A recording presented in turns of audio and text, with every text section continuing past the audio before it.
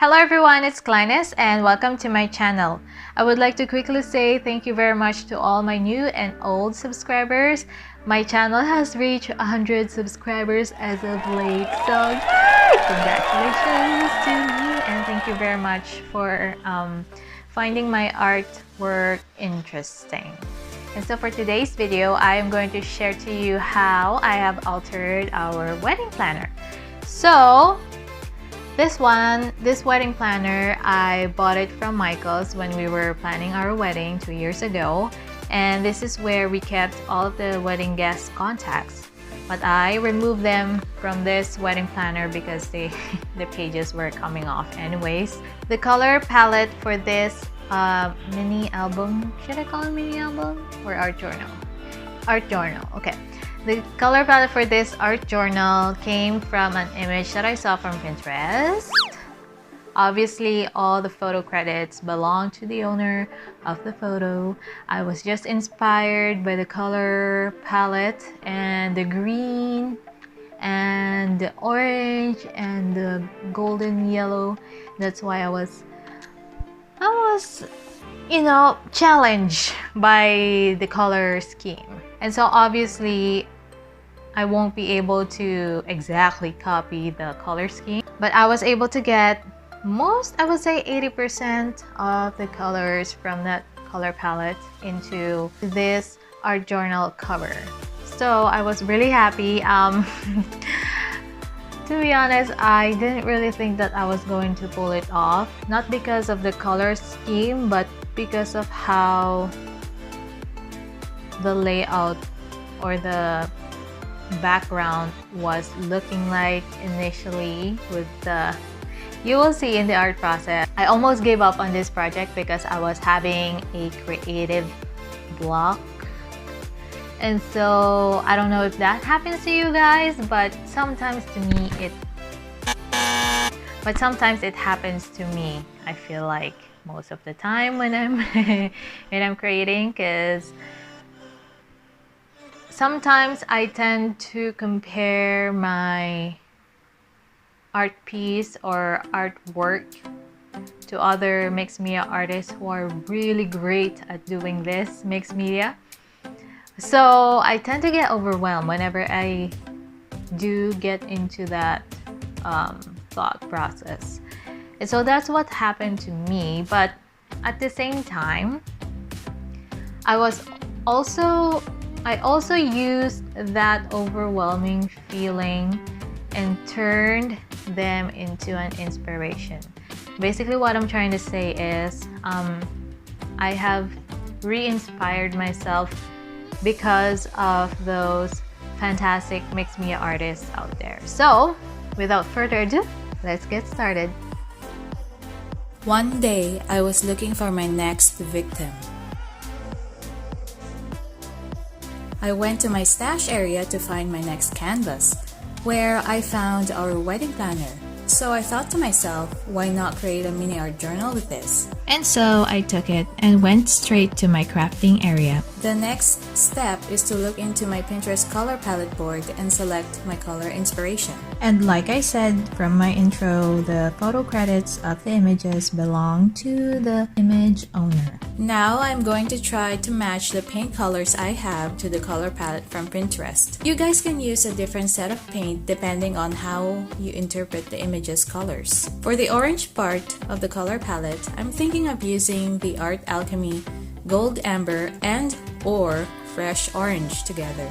This next color on the image looks like a combination of green and black paint colors. And so I'm going to use my Craft Smart green and black acrylic paints.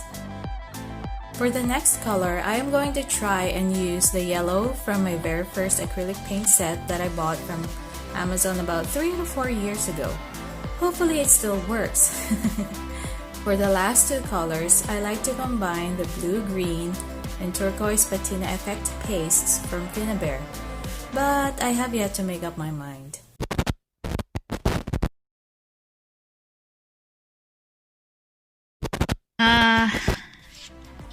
Okay, I used to sell Mary Kay, but not anymore, and I have saved up these what do you call this? Brochure.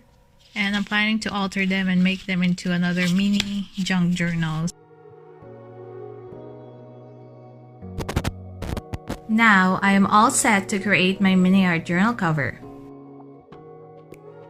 Since the color orange is a part of the color palette, I'm thinking of using these ephemera from Kaisercraft, jewel dots from Bow Bunny, and a sentiment from a dollar store sticker set. The materials list for this project is found in my blog, kleinescreations.blog, and the link is in the description. Be sure to check that out because I have made it easier for you to navigate through the product lists.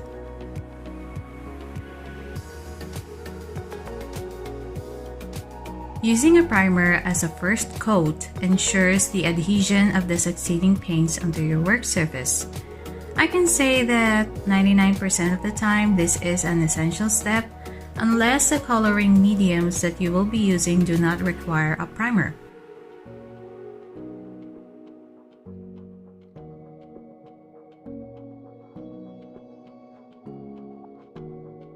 There are endless possibilities that people can create their background. But today, I am choosing to use this cute vintage napkin that I bought from the dollar store several years ago. Ideally, most mixed media artists will use a Pritt stick to adhere the paper elements to the work surface. But today, I am using the fabric glue to test if it can also hold the embellishments of this project. Using liquid mediums to adhere thin, paper-like elements such as this one can cause unevenness on the final result when the glue dries. But I wanted a textured look today, so I don't mind this at all. On this part, I am dipping a small paintbrush in water to make it easier for me to cut the excess napkins on the edge of the journal cover.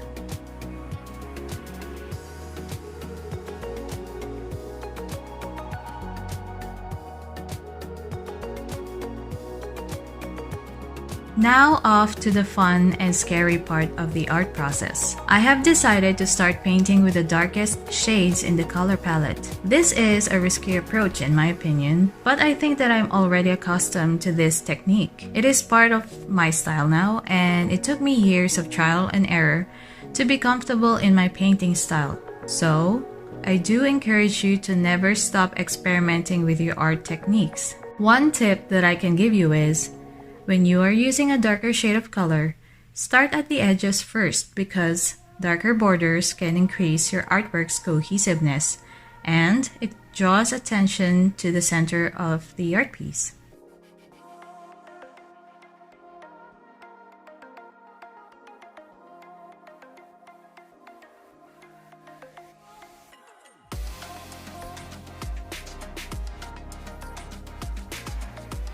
This first point of the painting is what I call my experimental phase, because this allows me to test my chosen paint mediums, especially when I'm working with a new color scheme. If there is a particular color combination that I don't like, I can use gesso or white acrylic paint to cover the mistakes. Just like how we use a whiteout when we correct a misspelled word.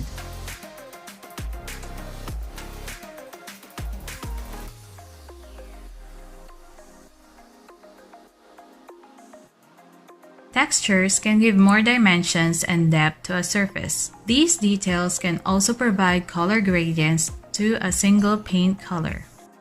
It's like a magic trick that deceives the eye and makes a viewer think that the mixed media art piece was made with such complexity. And it also adds to the mysteriousness of the artwork. You know what I'm saying?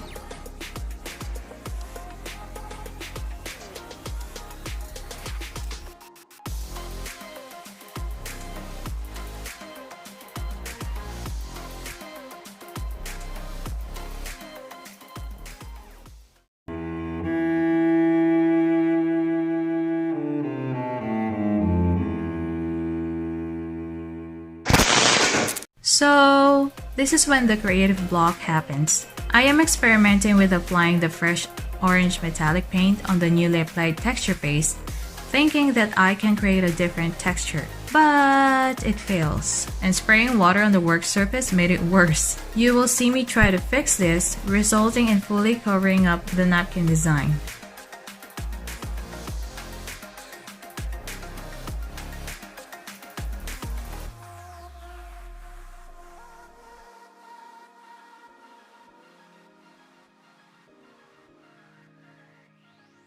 Oh, and the yellow paint from my oldest paint set? It doesn't work well even if water was added to it. So I'm struggling for the next 45 minutes trying to figure out what to do. I also thought about leaving this for tomorrow, hoping that new ideas will come into this brain of mine. And sometimes this approach works, like what I have done with my shadow box project. But today I am determined to finish this mixed media project.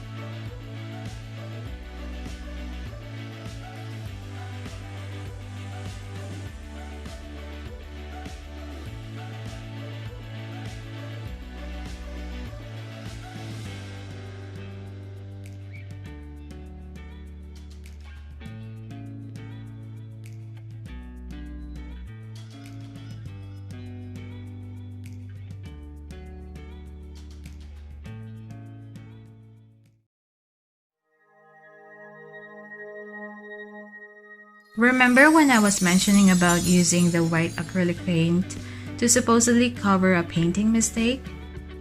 This is what I'm going to do right now. However, I did not see any clarity with the overall look yet because I'm still comparing myself with other mixed media artists on top of the overwhelming feeling that I'm trying to sort out in my head. But anyway, when I started painting this white acrylic paint on the textures that I made using the modeling paste, I saw hope, and I thought that I could still salvage this journal cover after all.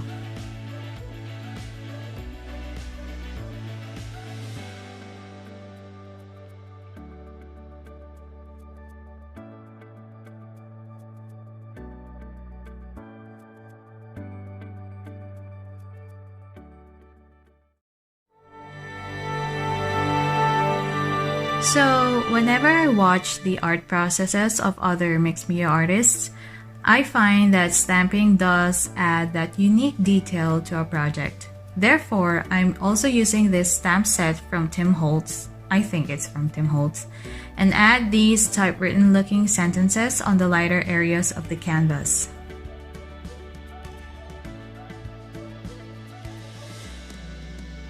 As soon as the first stamp landed on the cover, I knew that I can finish this project. Thank goodness.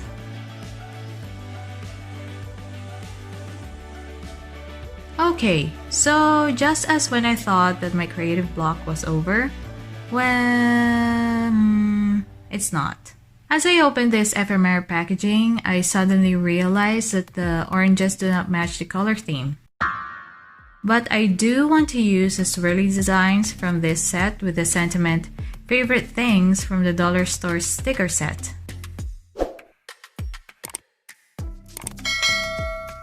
Since the swirly ephemera's color does not go with the theme, I quickly decided to use a turquoise patina effect paste on it. Here comes my next problem: how to do a proper color blocking to ensure that my focal point can really stand out. So, I searched for the right embellishments to help solve this problem and found these 3 wooden tags.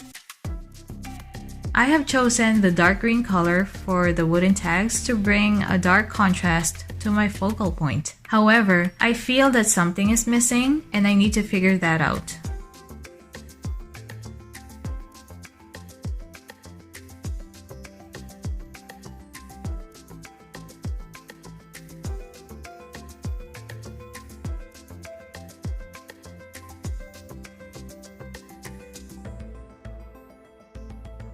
So, I went to my stash again to look for more orange-colored embellishments. Then I saw these flowers with the typewritten words from Primo Marketing and this yellow and orange chipboard set from Bow Bunny. At this point, I'm still trying to figure out the layout of my focal point.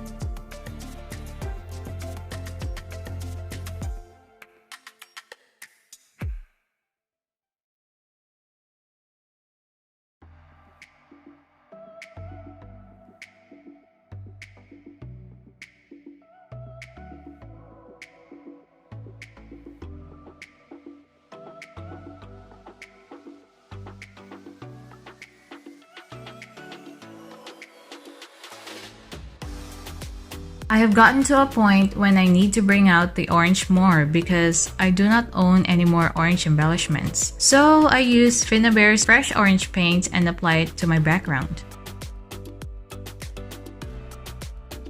So here is my focal point. I am not satisfied with this layout yet, but I do like the embellishments that I used to make it, especially the orangey brown flower ephemera that brings out a different color contrast.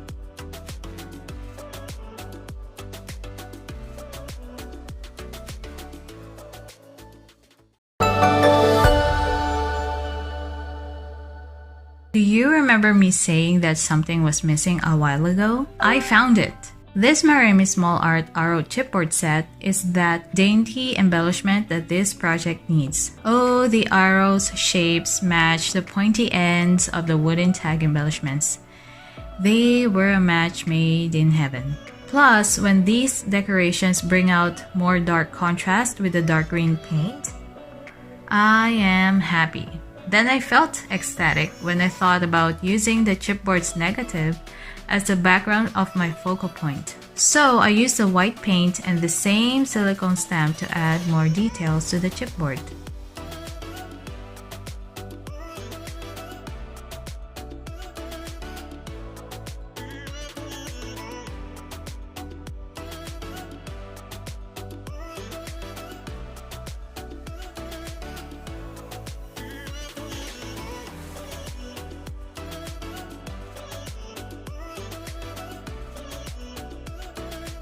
Adding embellishments mean that the fight is over. The battle has been won.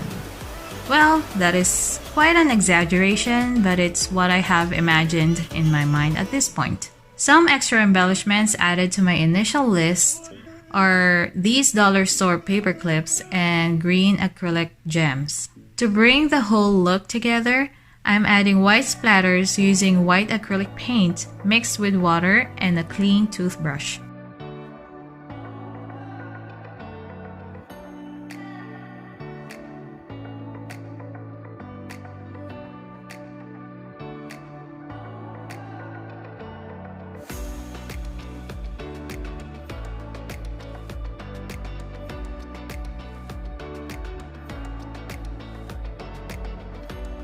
If you have been watching my recent videos, I used the Ranger texture paste with a glossy and transparent finish as my top coat. I love the subtle texture and glossy look that this texture paste adds to my project.